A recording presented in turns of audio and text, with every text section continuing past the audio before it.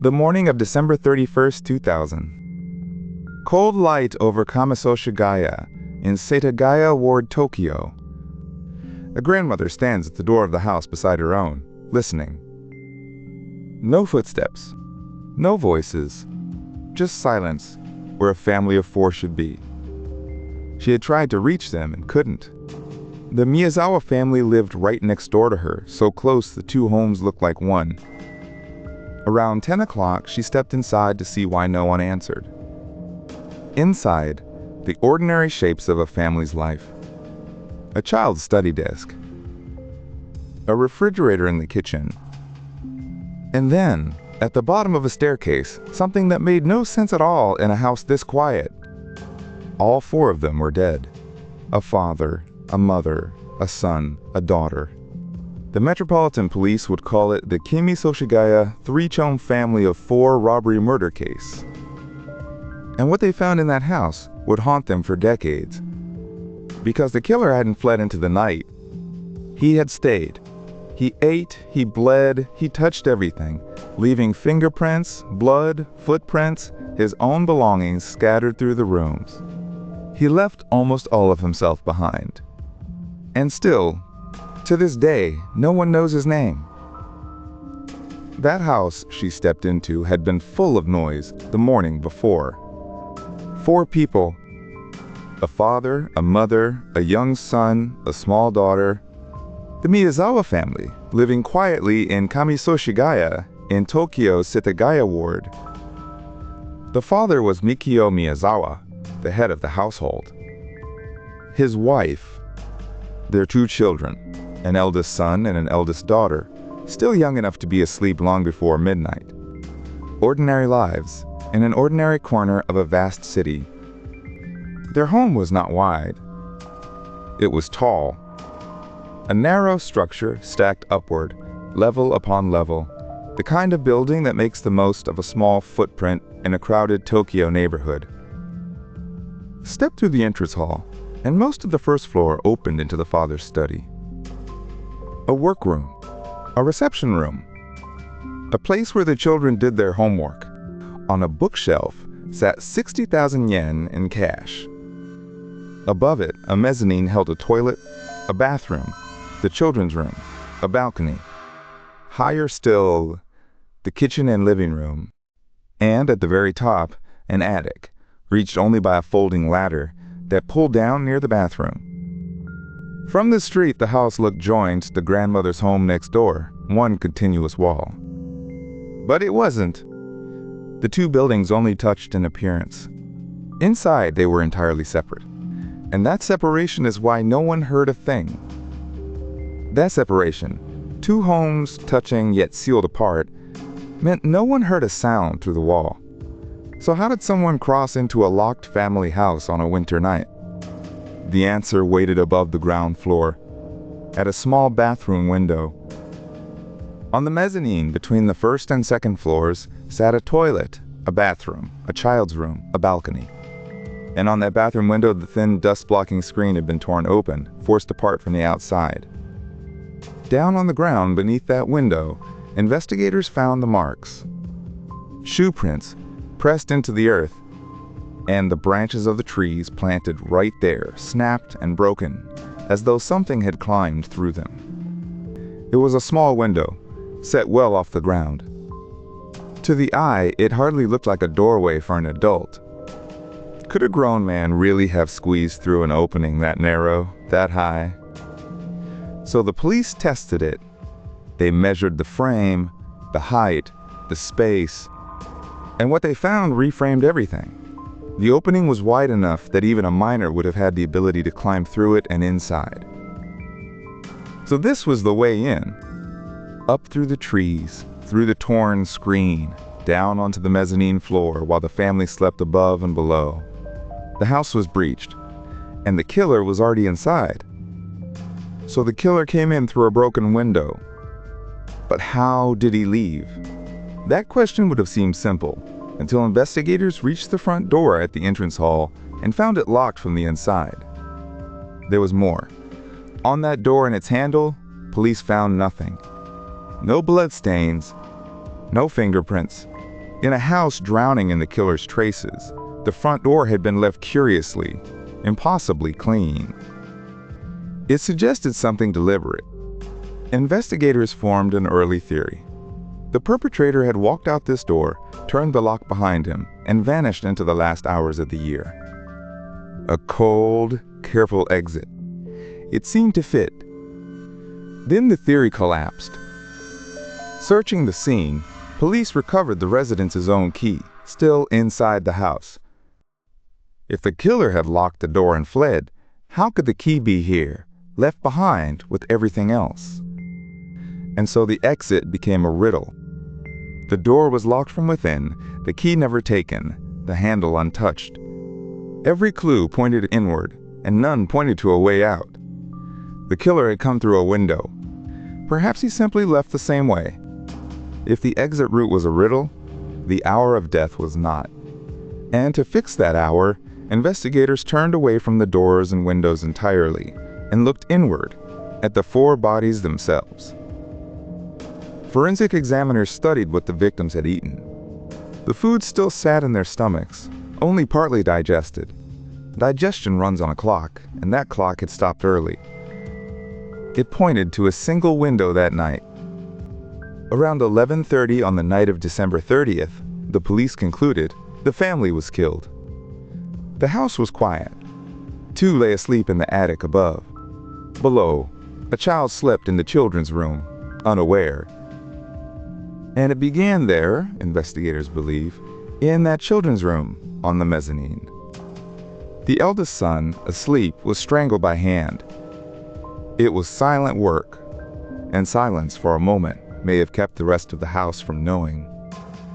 But something stirred. The father, the household head, sensed the wrongness in his own home and came toward the sound. What he found on that landing, we can only reconstruct. He did not survive the encounter. Only then, police believe, did the killer climb higher, up the folding ladder to the attic, where the mother and eldest daughter still slept. 3 floors, 4 lives, and a chain of movement so deliberate it read almost like a plan. The attack that began in that children's room needed a weapon, and the killer had brought his own. A sashimi knife. A long, thin blade built for slicing raw fish, not for what he did with it that night. It is a strange choice, isn't it? Not something grabbed in panic from a drawer. A weapon carried into the house, deliberately, up through the window and into the dark, which tells you the intent came in with him. But the blade could not do all the work. According to police accounts, the sashimi knife broke during the killing of a household head. Some news reports go further, claiming fragments of that blade were found lodged in the man's head. So the killer did what few intruders do. He kept going. When his own weapon failed, he reached for a knife already in the house, a kitchen knife from the family's own kitchen, and used it to finish what he had started. That borrowed blade, the police believe, was used on the wife and the eldest daughter. First, the shattered sashimi knife struck them, then the kitchen knife. 2 weapons on the same victims, in the same terrible sequence. And then there is the puzzle investigators cannot close. Some believe a 3rd weapon was used first on the household head, a separate blade the killer carried away with him. If so, one of the tools of that night walked out the door and was never found.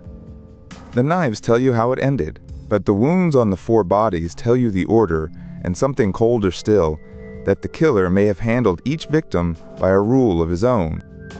It began with the boy. In the small children's room on the mezzanine, the eldest son was asleep when the killer reached him.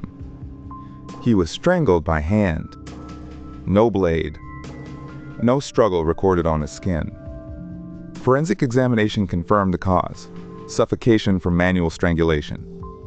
And when they looked closer, they found almost nothing else. Apart from bloodstains at the nostrils, there were no other external injuries on him at all. Then the father. He came down the stairs, sensing something wrong, and never made it back up. The sashimi knife found him first, until it snapped. His body was found lying at the bottom of the staircase to the mezzanine. His wounds were different. According to forensic reports, the household head was struck not only above, but on the legs and the buttocks. Some accounts state fragments of the broken sashimi knife were found lodged in his head. Last, the killer climbed a folding ladder to the top floor attic, where the wife and eldest daughter still slept. He struck first with the broken sashimi knife, then finished with the kitchen knife taken from below. Their wounds fell on the head and face. Some sources say they were stabbed a great many times. In that contrast, a boy silently strangled, women struck again and again, led some to believe the killer treated victims differently by gender. Why? The violence that left one child strangled and the other savaged should have been the whole horror. But when the blood finally stopped, the killer did something no one expected. He didn't run. He stayed. How long? Investigators believe hours. In a house holding 4 bodies, the perpetrator lingered, moving between floors as if the place were his own.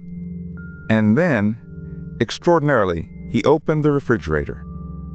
From that fridge, he took barley tea, a cantaloupe melon, and 4 ice creams. In the second-floor kitchen, above the bodies below, he sat and ate and drank. What kind of person does that? The empty containers told their own story. 2 ice cream cups were left in the bathroom and on the family's household altar.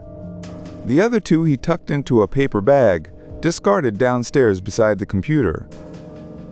But he hadn't come away unhurt. Somewhere in the struggle, when the sashimi knife broke, the blade turned on his own hand. He was bleeding, and he needed to stop it. So he opened the family's first aid kit. He pressed adhesive bandages to his cuts, leaving his fingerprints on them. One used bandage he stuck to a sticky note in the living room, like a careless afterthought. And when the bandages weren't enough, he reached for something stranger still. Women's sanitary products, pressed against his wounds to stem the bleeding. A killer calmly patching himself up in the home of the family he'd just destroyed. But the melting ice cream and the discarded wrappers weren't the strangest thing he touched that night. Down on the first floor, in the household head study, the family computer sat glowing in the dark. And the killer sat down in front of it. Hours after the 4 members of the Miyazawa family had been slain, the machine came to life. Someone moved a mouse. Someone opened a browser. Someone connected to the internet in a house where everyone else was already dead. According to police, the killer used that computer to go online and try to buy tickets to a performance. A show. Entertainment. As if the night were an ordinary one, and there was somewhere he still intended to be. What kind of person kills a family, then browses the web for tickets while the bodies cool upstairs? Whatever he was searching for, the machine remembered. Every page, every click, quietly logging the movements of a man who thought no one was watching. When investigators later examined the hard drive, the browsing records were still there, preserved exactly as he'd left them. A digital footprint of the killer's final hours in that house. And yet, more than 2 decades on, those records still point to no one. Those browsing records were only the beginning. Because the man who sat at that keyboard didn't just leave a digital trail. He left himself scattered across nearly every room of the house in a quantity almost no crime scene ever yields. Start with the fingerprints. Clear ones, on surfaces all over the home. On the bandages he'd peeled open. On the things he touched. Any one of them, in almost any other case, would have ended the hunt within days. Then the blood, his own, mixed with the family's, smeared where he'd bled and tried to patch himself up. From it, investigators could pull a full genetic profile, a DNA fingerprint as good as a name. Almost. Then the shoe prints. Marching up from the first floor to the mezzanine, pressed in blood beside the boy's bed, stamped near the ladder. Foreign-made sneakers, an unusual size. Each one a signature. And still, they pointed to no one. And then the personal effects, as if he'd emptied his pockets. A jacket, a hat, a hip pouch, handkerchiefs, grains of sand traced to a distant place. He had draped the room in himself, then walked out untraceable. In the garage, the police found something stranger still. 3 different fluorescent dyes, glowing under ultraviolet light. Yet the garage door had stayed shut all night, and nothing showed he'd forced his way in through there. So how did the dye get there at all? Fingerprints. A full DNA profile. Blood, shoe prints, clothing, the very sand under his feet. Everything a detective could dream of, all in one house. And more than 20 years later, none of it has ever matched a single living name. So investigators turned the question around. If the mountain of evidence couldn't name the man, maybe it could still describe him. And when detectives studied the shoe prints beside the boy's bed, something in the gait stopped them cold. The stride, according to reports, didn't move the way most people walk. It resembled a military sidestep, a trained sideways motion, as if the intruder had crossed that room the way a soldier clears a space. Who moves through a house like that?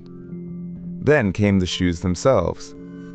The prints, investigators said, matched a foreign-made brand, an uncommon size, rare in Japan at the time. Small things. But each one nudged the picture away from the neighborhood, away from anyone the family knew. The clothing told the same story. Fragments and items left behind traced back to garments and materials sourced abroad, not the everyday wardrobe of a Tokyo suburb. Piece by piece, the profile drifted outward, past the front gate, past the ward, past the country. There was the body, too. Traces recovered at the scene suggested the man carried something in his blood, a marker some researchers linked to origins outside Japan. Every reading seemed to point the same direction. And still, none of it produced a name. So the theory hardened. Not a jealous acquaintance, not a domestic grudge, but a stranger from somewhere else entirely, moving with training, wearing foreign shoes, leaving everything behind. A man who fit no ordinary suspect list, and a manhunt that had nowhere, yet, to land. A killer who moved like a soldier, who ate and bled and lingered, and still slipped through every net Japan could throw. By the winter of 2001, the whole country was watching this one house. The brutality alone made headlines. 4 people in one family, a small son strangled in his bed, killed in the last hours of the year. But it was what came after the killing that made the case impossible to look away from. The Metropolitan Police Department poured resources into it for years. Tips came by the tens of thousands. And yet the case took its place beside Japan's most infamous unsolved crimes, the ones spoken of in the same breath, the ones that never close. So the reward climbed. The police put up 3 million yen. The grieving family added 17 million more of their own. 20 million yen offered for a single name, for one whisper that might finally fit the mountain of evidence to a face. As of 2022, that 20 million yen still stood as the highest reward on the entire wanted list, above every other unsolved case in the country. More than 2 decades of silence, and the offer had never once been claimed. That reward still sits on the books because the answer never came. And more than 2 decades on, in a quiet evidence room of the Metropolitan Police Department, everything the killer left behind is still there, sealed, cataloged, waiting. His fingerprints, his bloodstains, his shoe prints, the ones with that strange military sidestep, his browsing records, preserved on the family's own computer. A man who left the whole shape of himself in that house and still has no name. Every December 30th, the grandmother's house next door stands beside the empty one. She was the one who could not reach them, She was the one who stepped inside that morning. How does a family go on waiting when the wait has no end? Investigators have chased leads across the years and across borders. Thousands of tips. And still, the melting ice cream, the bandaged wounds, the ticket he tried to buy, all of it points everywhere and nowhere at once. He ate at their table. He slept, or sat, in their home. He bled onto their floors, and then he walked out into a Tokyo dawn and simply became no one. Somewhere, perhaps, he is still alive, still ordinary, still waiting to be recognized. So who was the man who left everything of himself behind and vanished anyway? Tell me in the comments what you think happened here, or which unsolved case we should sit with next, and subscribe to stay with the Unsolved.